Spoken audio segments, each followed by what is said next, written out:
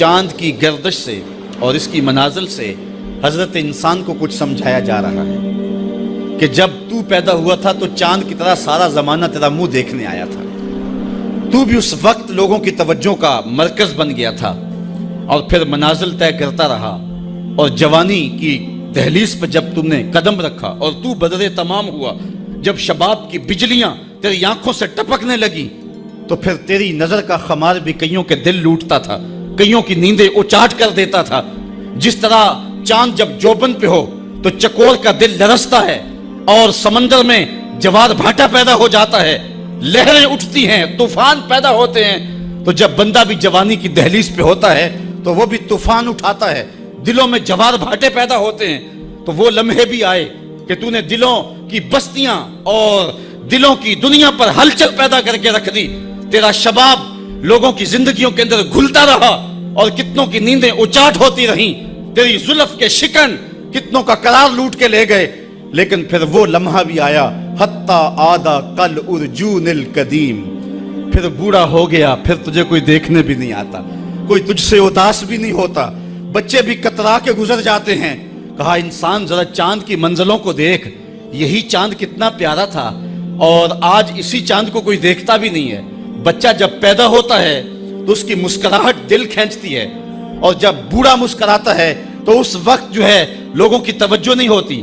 بچے کی زبان جو ہے وہ اڑ اڑ کے جب بولتا ہے تو اس کی توتلی زبان کا حسن دلوں میں نکھار پیدا کرتا ہے۔ ماں بھی بلہاری جاتی ہے، باپ بھی صدقے جاتا ہے، بہنیں بھی جو ہے وہ قربان جاتی ہیں۔ تو بچے کا ٹوٹا لہجہ اور توتلی زبان خوشیوں کی ایک لہر ہوتی ہے، لیکن جب بڑھاپے میں فالج کی وجہ سے زبان میں لکنت آ جائے، اب توتلا پن پیدا ہو جائے، اب زبان اٹکنے لگے، تو بچے بھی مذاق اڑاتے ہیں۔ ایک لمحہ وہ تھا کہ زبان توتلی تھی تو حسن تھا، آج لمحہ وہ گیا کہ حتی آدھا کل ارجون القدیم، کھجور کی ٹہنی سے جب پھل توڑ لیا جائے، اب اس ٹہنی کو کون پوچھتا ہے؟ جب تک پھل آیا نہیں تھا وہ ٹہنی اچھی لگتی تھی، مالی سنبھال کے رکھتا تھا، جڑوں کو بھی پانی دیتا تھا، اور خیال کرتا تھا کہ کوئی ایسا نقصان نہ ہو کہ یہ پودا جو ہے وہ مرجھا جائے۔ پھر جوبن پہ آیا، اور جب کھجوریں لگیں تو اس نے پھر رسیاں بھی باندھی اور کھجوروں کو سنبھالنے کے لیے سب کچھ کیا۔ پھر جس دن اس نے اس ڈال سے پھل کاٹ لیا، اب وہ کھجور اجڑ گئی، اب اس کی وہ ٹہنی بے توقیر ہو گئی۔ انسان کی زندگی کا جب شباب لٹ جاتا ہے اور بڑھاپے میں جب وہ کسی قابل نہیں رہ جاتا، تو پھر اس کی بھی یہ مثال ہے، حتی آدھا کل ارجون القدیم، جیسے کھجور کی پرانی ڈال ہو۔ اپنی نظر اور شرمگاہ کی حفاظت کریں۔ اس دور کا سب سے بڑا فتنہ یہ ہے کہ نگاہیں پاک نہیں رہی، نگاہیں غلیظ اور گندی ہو گئی، شرمگاہوں میں وہ تقدس نہیں رہا ہے۔ حضور علیہ السلام نے ارشاد فرمایا، من زنا زنیا بہی ولو بہی تانے دارے ہی، جس شخص نے زنا کیا یہ عمل اس کے گھر بھی لوٹے گا، اگرچہ اونچی اونچی دیواریں کیوں نہیں کر دیتا۔ یہ مکافات عمل ہے۔ گندم از گندم بروئے جو ز جو، از مکافات عمل غافل مشو۔ گندم بوگے تو گندم کاٹو گے، جو بوگے تو جو کاٹو گے۔ نظر کو تقدس دو، نظر کو پاکیزگی دو۔ حضرت لقمان حکیم کہتے ہیں کہ میں کئی نبیوں سے ملا ہوں، کئی نبیوں سے ملاقات کی ہے، اور میں ان سے 2-2 4-4 باتیں جمع کی ہیں، اور ان ساری باتوں کو میں نے جمع کر کے 100 باتیں جمع کی ہیں، اور ان کا پھر میں نے خلاصہ تیار کیا ہے۔ ان میں 8 باتیں الگ کی ہیں۔ ان 8 باتوں میں ایک بات یہ ہے، جب کسی کے گھر جاؤ تو نظر کو حفاظت میں رکھو۔ جس شخص کے مہمان بنو، جس کے گھر جاؤ، تمہاری نظر نہ بھٹکنے پائے۔ نظر اگر غیر محرم کو شہوت سے دیکھتی ہے، حدیث میں آتا ہے کل قیامت کے دن جہنم کی آگ سے بھر دی جائے گی، وہ سخت رسوا ہوگا۔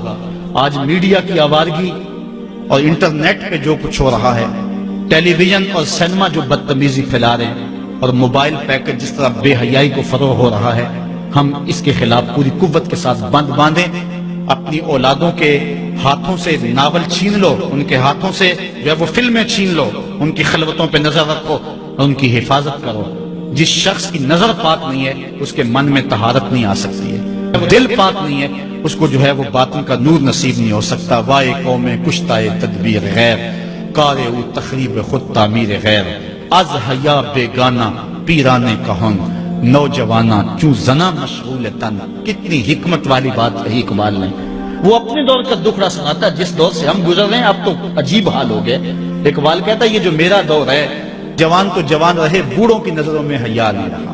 آز حیا بیگانہ پیرانے کہن. بوڑھے لوگوں کی آنکھوں میں بھی اقبال کہتا ہے حیا نہیں رہا. نوجوانا چوں زنا مشغول تن. اور نوجوان عورتوں کی طرح اپنے تن کے ساتھ لگے ہوئے ہیں، اپنے تن کو سنوارنے میں ہر وقت کنگھی پٹی میں لگے ہوئے ہیں. یہ مردوں کا کام نہیں ہوتا، یہ دلیروں اور بہادروں کا کام نہیں ہوتا، یہ عورتوں کے وظیفے ہیں. در دل شاں آرزوہا بے ثبات مردہ زائن از بطون امہات. ان کے دلوں میں آرزویں کوئی اور ہی ہیں اور ماؤں کے پیٹوں سے مردہ جنم لے رہے ہیں. دخترانے او بزلف خود اسیر شوخ چشموں خود نماؤ خردہ گیر. اور قوم کی بیٹیاں اپنی زلف کی خود قیدی ہو چکی ہیں اور ہر وقت جو ہے وہ اپنے آپ کو آئینے میں دیکھتی رہتی ہیں. ساختہ پرداختہ دل باختہ ابرواں مثل دو تیغے آختہ. وہ جو گھر کی رونق تھی، جو آبرو اور حیا کا دوسرا نام تھا، آج وہ دل پھینک قسم کی ہو گئی ہے. آہ قوم میں دل سے حق پرداختہ مرد و مرگ خیش را نہ شناختہ. اقبال کہتا ہائے قوم کہ جو مر گئی اور اسے ابھی تک پتہ ہی نہیں چلا کہ میں مر چکی ہوں اور جینے کا سامان نہیں کرتی. حضور نے فرمایا ہر دین کی کوئی پہچان ہوتی ہے، میرے دین کی پہچان حیا ہے. اگر حیا نہیں ہے تو دین ہی نہیں.